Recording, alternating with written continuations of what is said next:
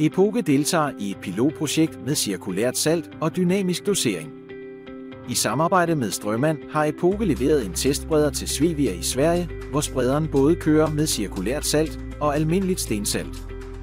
Cirkulært salt er et CO2-venligt salt, udvundet af flyveaske, der kan bruges til glatførebekæmpelse. Med dynamisk dosering kan Epoke Sirius Kombi justere saltmængden i realtid og tilpasse sig kommende vejforhold. Klimatos RSI-system samler konstant data fra vejstationer, vejrudsigter, topografi, friktionsdata og restsalt. Denne data sammensættes løbende til nye optimale doseringstabeller, der automatisk sendes til sprederen. Sprederen kan derfor automatisk skifte mellem saltvand, befugtet salt og tørt salt, samt justere mængden for hver 50 meter.